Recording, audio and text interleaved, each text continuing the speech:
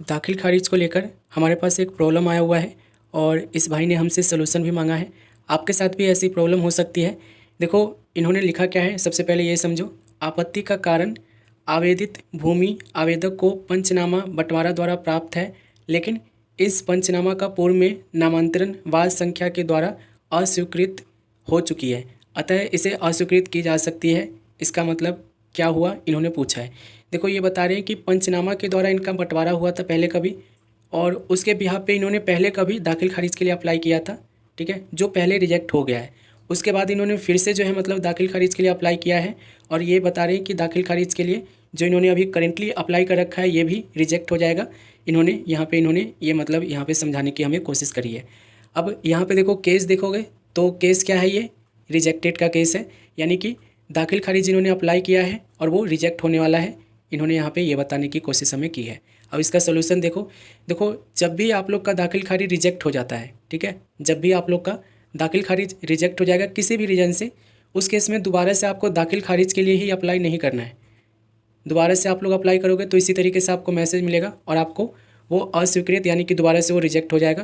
Processing लेगा 3-4 महीने और वो रिजेक्ट हो जाएगा, ठीक है। अब इन्होंने देखो पंचनामा के थ्रू जो है पहले मतलब कि बंटवारा किया था। पंचनामा समझते हो ना, जो मतलब कि गाँव में पंच बैठती है, 10 लोग बैठते हैं, मुखिया बैठता है और उसके बीच में बैठ के जो है फैसला जो कर लेते हैं कि ऊपर वाला ये भाई रहेगा, नीचे वाले में ये भाई रहेगा, इतना उस भाई का है। जो ये होता है ना, इस पंचनामा के द्वारा इनका पहले बंटवारा हुआ था और उसके बिहाफ पे इन्होंने दाखिल खारिज के लिए भी अप्लाई किया था, ठीक है, और वो रिजेक्ट हो गया। रिजेक्ट होने का कुछ भी रीज़न हो सकता है। कोई चच्चा ऐसा होगा हरामी टाइप का जो मतलब मान नहीं रहा होगा उतने में जितना मतलब कि पंचनामा में दिखाया गया होगा, तो उसने जो है कोई केट में जाके कोई केस कर दिया होगा, तो उस वजह से रिजेक्ट हो सकता है।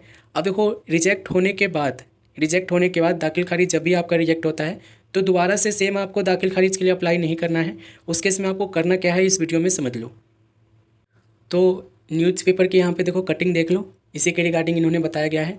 देखो यहाँ पे इन्होंने बोला है कि अगर आपका दाखिल खारिज अंचल कार्यालय यानी कि जो ऑनलाइन अप्लाई किए हो वो रिजेक्ट हो गया है, तो उस केस में ऑनलाइन विधि से प्राप्त इस तरह के आवेदक को सुनवाई के बाद 30 दिनों की समय सीमा के भीतर निपटारा किया जाएगा, ठीक है। और इन्होंने बोला है कि आपको अप्लाई करना होगा कहाँ पे, ये समझ लो। अंचल कार्यालय में दाखिल खारिज के मामले अस्वीकृत होने पर 30 दिनों के भीतर DCLR कोर्ट में अपील दायर करने का प्रावधान है, किंतु समुचित कारण होने पर DCL को इस माह 1 माह की समय सीमा को बढ़ाकर आवेदन स्वीकृत करने की अधिकार है। देखो इन्होंने बोला है कि DCLR कोर्ट जो है ना इस केस में आप लोग की हेल्प करेगा अगर आपका अंचल कार्यालय के द्वारा जो ऑनलाइन अप्लाई किए हो वो दाखिल खारिज अगर आपका रिजेक्ट हो गया है तो। और ये 30 दिनों के अंदर अंदर, जैसे कि आज दाखिल खारिज आप लोग का रिजेक्ट हुआ ऑनलाइन और उसके बाद आपके पास 30 दिन 1 महीना समय है, आप लोग DCLR कोर्ट में जाकर अपील कर सकते हो इसके बिहाफ पे कि जो भी कर्मचारी है उसने अपना काम सही से नहीं किया है और मेरा दाखिल खारिज जो है रिजेक्ट कर दिया है, ठीक है। उसके बिहाफ पे आप लोग की कार्रवाई शुरू होगी। आप सही पाए जाओगे तो दोबारा से आप लोग के लिए मतलब कि दाखिल खारिज जो है उसको एक्सेप्टेंस अप्रूवल मिलेगा, ठीक है। अब यहाँ पे समझ लो ये करोगे कैसे। तो बिहार भूमि के ऑफिशियल पेज पे आना है, इसका लिंक मैं आपको दे दूंगा वीडियो के डिस्क्रिप्शन में, क्लिक करके आ जाना। यहाँ पे आपको एक ऑप्शन मिलेगा DCLR मोटेशन अपील कोर्ट, यहाँ पे आपको ऑप्शन मिल जाएगा और भी आपको काफ़ी सारे ऑप्शन मिलेंगे, ये देख सकते हो, ठीक है।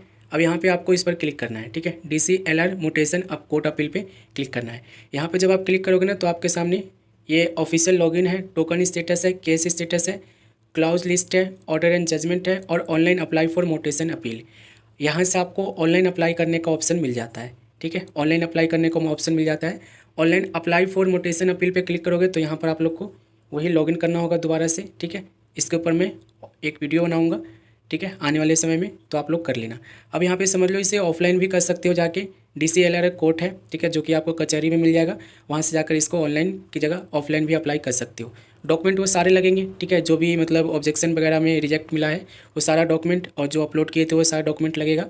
तो कहने का मतलब ये है कि अगर आप सही भी हुए ना, और जैसे कि देखो इंसान तो सही होता है, जैसे कि 3-4 भाई जो है ना जिसके मतलब कि वो मतलब कि दुखी रहता है ऐसे चीज़ों में, कोई ना कोई मतलब कि वहाँ पे ऑब्जेक्शन लगाता ही रहता है कि मुझे इसमें मंजूरी नहीं है, मुझे उसमें मंजूरी नहीं है, तो उस केस में वो रिजेक्ट ही होता है, ठीक है। तो ऐसे केस में आपको यहाँ पे ये अप्लाई करना ही होता है, ठीक है। अप्लाई मैं करके आपको दिखाऊंगा। बाकी जितने भी ऐसे लोग हैं जिनका रिजेक्ट हो गया है, एक ही मेथड है, DCLR मोटेशन कोर्ट अपील करना पड़ेगा, ठीक है। और इसके बाद ही आप लोग की जो है जजमेंट जो आएगी उसको आपको एक्सेप्ट करनी पड़ेगी। यहाँ पे जजमेंट आपको मिलेगा लेकिन समय लगेगा, ठीक है, इस चीज़ को ध्यान रखना। फिलहाल वीडियो को हम यहीं पे अंत कर रहे हैं। एक वीडियो बनाएंगे जिसमें आप लोग को अप्लाई करके दिखाएंगे हम, ठीक है। बाकी आप लोग चैनल पे बने रहना। रिजेक्ट का मतलब यही है, आपको कोर्ट का सहायता लेना पड़ेगा, ठीक है, और कोर्ट से आप लोग को काम अपना करवाना पड़ेगा, ठीक है। तो मिलेंगे अगली वीडियो में।